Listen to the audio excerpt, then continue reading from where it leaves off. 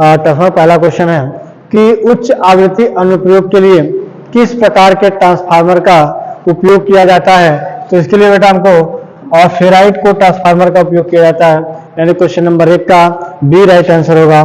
Question number 2 पे चलते हैं। क्वेश्चन नंबर 2 क्या कहता है कि एक आदर्श ट्रांसफार्मर में प्राथमिक वोल्टेज और माध्यमिक वोल्टेज के बीच क्या संबंध है। तो इसके लिए बेटा हमारा जो संबंध होता है वो हमारा E1 बराबर V1 एंड E2 बराबर V2 होता है। क्वेश्चन नंबर 2 का ए राइट आंसर होगा। क्वेश्चन नंबर 3 पे चलते हैं।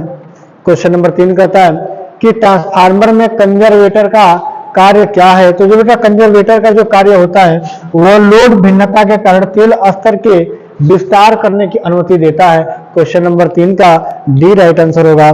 क्वेश्चन नंबर 4 पे चलते हैं। क्वेश्चन नंबर 4 क्या कहता है, शॉर्ट सर्किट टेस्ट द्वारा ट्रांसफार्मर के किस हानि का निर्धारण किया जा सकता है। तो बेटा इसके लिए हमको कॉपर लॉस यानी कि ताम्र हानि का उपयोग किया जाता है। क्वेश्चन नंबर 4 का ए राइट आंसर होगा। क्वेश्चन नंबर 5 पे चलते हैं। क्वेश्चन नंबर 5 कहता है कि ट्रांसफार्मर में वोल्टेज के प्रतिशत विनियमन की गणना करें। यदि शून्य भार वोल्टेज 240 वोल्ट है और पूर्ण भार वोल्टेज 220 वोल्ट है तो बेटा ये जो राइट आंसर होगा वो आपका डी होगा, 9.09%। क्वेश्चन नंबर 5 का डी राइट आंसर है। क्वेश्चन नंबर 6 पे चलते हैं। क्वेश्चन नंबर 6 कहता है कि ट्रांसफार्मर में टुकड़े टुकड़े में कोर का उपयोग करने का उद्देश्य क्या है। बेटा ये टुकड़े टुकड़े में करने से जो आपका एडी करंट होता है वो एडी करंट को कम करता है, भंवर धारा हानि को कम करने के लिए। क्वेश्चन नंबर 6 का डी राइट आंसर होगा। क्वेश्चन नंबर 7 पे चलते हैं। क्वेश्चन नंबर 7 कह रहा है कि ट्रांसफार्मर की शीतलन विधि क्या है। तो बेटा ये जो है ऑयल नेचुरल कूलिंग है, तेल प्राकृतिक ठंडा द्वारा वृद्धि किया जाता है। ये जो प्लेटें होती हैं इस प्लेटों पे हवा का टकराव होता है जिससे यह तेल जो होता है गर्म होकर इसमें फैलता है और फैल के इसके बाद घर जाता है, जिसके कारण हवा के द्वारा संपर्क में आने से इसको ठंडा करता है। क्वेश्चन नंबर 7 का ए राइट आंसर है। क्वेश्चन नंबर 8 पे चलते हैं। क्वेश्चन नंबर 8 कहता है कि ट्रांसफार्मर से अधिकतम दक्षता प्राप्त करने के लिए क्या शर्त है। तो बेटा जो शर्त होता है कॉपर लॉस बराबर आयरन लॉस, यानी कि क्वेश्चन नंबर 8 का सी राइट आंसर होगा। क्वेश्चन नंबर 9 पे चलते हैं। क्वेश्चन नंबर 9 कहता है कि ट्रांसफार्मर में ग्लूकोज रिले के शीर्ष फ्लोट स्विच का कार्य क्या है। जो बेटा ये स्विच का जो कार्य होता है वो ओवरलोड की स्थिति में क्या होता है एक्टिव हो जाता है, यानी कि अतिभार की स्थिति में सक्रिय करता है। क्वेश्चन नंबर 9 का बी राइट आंसर होगा। क्वेश्चन नंबर 10 पे चलते हैं कि वर्तमान ट्रांसफार्मर का कोर कम प्रतिघात और कम कोर हानि क्यों कर रहा है। क्योंकि बेटा वो पढ़ने में त्रुटि को कम करने के लिए उपयोग किया जाता है। क्वेश्चन नंबर 10 का डी राइट आंसर होगा। क्वेश्चन नंबर 11 पे चलते हैं। क्वेश्चन नंबर 11 कहता है कि विभव ट्रांसफार्मर को पढ़ने में त्रुटि को कैसे कम किया जा सकता है। तो इसके लिए बेटा अच्छी गुणवत्ता वाली कोर सामग्री प्रदान किया जाता है। क्वेश्चन नंबर 11 का डी राइट आंसर होगा। क्वेश्चन नंबर 12 पे चलते हैं। क्वेश्चन नंबर 12 क्या कहता है कि आप लोड टैप बदलने के ऑपरेशन से पहले लोड क्यों काट दिया जाता है। क्योंकि बेटा संपर्क बिंदुओं पर भारी स्पार्किंग से बचने के लिए। क्वेश्चन नंबर 12 का सी राइट आंसर होगा। क्वेश्चन नंबर 13 पर चलते हैं। क्वेश्चन नंबर 13 कहता है कि पावर ट्रांसफार्मर में भाग का नाम क्या है। तो बेटा इसका जो नाम होता है बेटा वो ग्लूकोज रिले होता है, यानी कि option number D right answer होगा। क्वेश्चन नंबर 13 का डी राइट आंसर होगा। क्वेश्चन नंबर 14 पे चलते हैं। क्वेश्चन नंबर 14 कहता है कि दो ट्रांसफार्मर के समानांतर संचालन के लिए कौन सी स्थिति बिल्कुल आवश्यक है। तो इसके लिए बेटा जो स्थिति होता है वह फेज सीक्वेंस यानी कि कला अनुक्रमण जो होता है आवश्यक होता है। क्वेश्चन नंबर 14 का सी राइट आंसर होगा। क्वेश्चन नंबर 15 पे चलते हैं। क्वेश्चन नंबर 15 कहता है कि बड़े ट्रांसफार्मर में तांबे के नुकसान को कम करने के लिए किस निर्माण तकनीकी का उपयोग किया जाता है। तो बेटा इसके लिए हमको यूज स्टेप्ड कोर अरेंजमेंट होता है, यानी कि स्टेप्ड कोर अरेंजमेंट का इस्तेमाल किया जाता है। क्वेश्चन नंबर 15 का डी राइट आंसर होगा। क्वेश्चन नंबर 16 पे चलते हैं कि ट्रांसफार्मर का नाम क्या है। तो बेटा ये ट्रांसफार्मर इसका जो नाम होता है वायु कोर ट्रांसफार्मर, यानी क्वेश्चन नंबर 16 का ए राइट आंसर होगा। क्वेश्चन नंबर 17 पे चलते हैं। क्वेश्चन नंबर 17 कहता है कि उच्च वोल्टेज प्रतिष्ठानों को मापने के लिए किस ट्रांसफार्मर का उपयोग किया जाता है। तो बेटा इसके लिए हमको पोटेंशियल ट्रांसफार्मर यानी कि विभव ट्रांसफार्मर का उपयोग किया जाता है। क्वेश्चन नंबर 17 का सी राइट आंसर होगा। क्वेश्चन नंबर 18 पे चलते हैं। क्वेश्चन नंबर 18 क्या कहता है कि पावर ट्रांसफार्मर पर लगे हुए ब्रेजर में नमी को कैसे नियंत्रित किया जा सकता है? तो बेटा सिलिका जेल का उपयोग करके नमी को नियंत्रित किया जा सकता है। क्वेश्चन नंबर 18 का ए राइट आंसर होगा। क्वेश्चन नंबर 19 पे चलते हैं।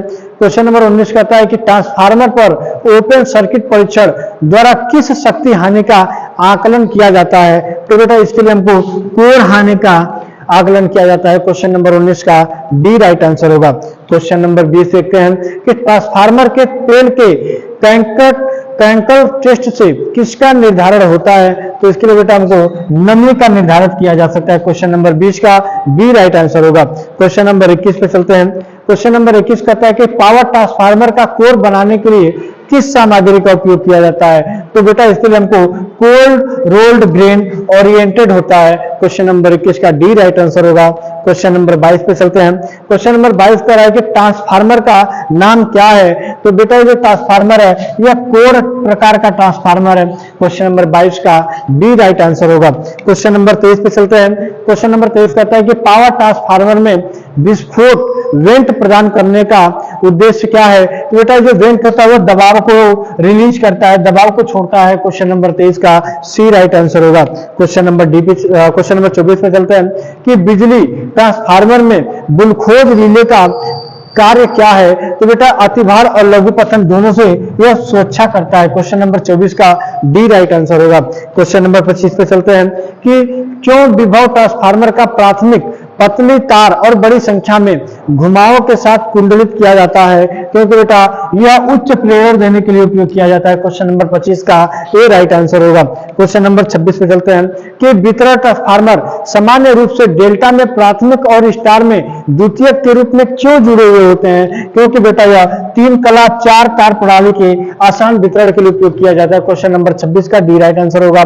क्वेश्चन नंबर 27 पे चलते हैं कि आदर्श 2 बाइंडिंग ट्रांसफार्मर में किस प्रकार का ईएमएफ प्रेरित होता है? तो बेटा इसके लिए हमको अन्योन प्रेरण के म्यूचुअल इंडक्शन ईएमएफ का उपयोग किया जाता है। क्वेश्चन नंबर 27 का बी राइट आंसर होगा। क्वेश्चन नंबर 28 पे चलते हैं कि एक ट्रांसफार्मर में तांबे के नुकसान का निर्धारण कैसे किया जाता है? तो बेटा लघु परिपथ यानी कि शॉर्ट सर्किट टेस्ट के द्वारा किया जाता है। क्वेश्चन नंबर 28 का सी राइट आंसर होगा। क्वेश्चन नंबर 29 पे चलते हैं। क्वेश्चन नंबर 29 कहता है कि फेराइट कोर का उपयोग रेडियो रिसीवर में क्यों किया जाता है? क्योंकि बेटा यह नियत हानि को क्या कर देता है? कम कर देता है। क्वेश्चन नंबर 29 का ए राइट आंसर होगा। क्वेश्चन नंबर 30 पे चलते हैं। क्वेश्चन नंबर 30 क्या कहता है कि बड़े ट्रांसफार्मर में चरणबद्ध कोर व्यवस्था का क्या फायदा है?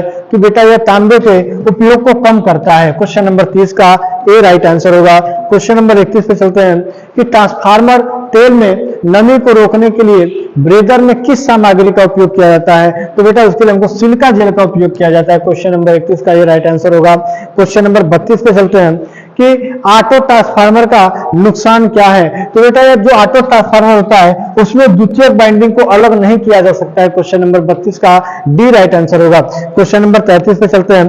क्वेश्चन नंबर 33 क्या कहता है कि पोल समायोजित वितरण ट्रांसफार्मर में किस शीतलन विधि का उपयोग किया जाता है? तो बेटा इसके लिए हमको तेल प्राकृतिक हवा प्राकृतिक का उपयोग किया जाता है। क्वेश्चन नंबर 33 का डी राइट आंसर होगा। क्वेश्चन नंबर 34 पे चलते हैं कि ट्रांसफार्मर कोर में स्टील और सिलिकॉन स्टील की संरचना क्या है? तो बेटा इसके लिए हमको स्टील जो है 93% और सिलिकॉन जो है 7% होता है, यानी कि क्वेश्चन नंबर 34 का सी राइट आंसर होगा।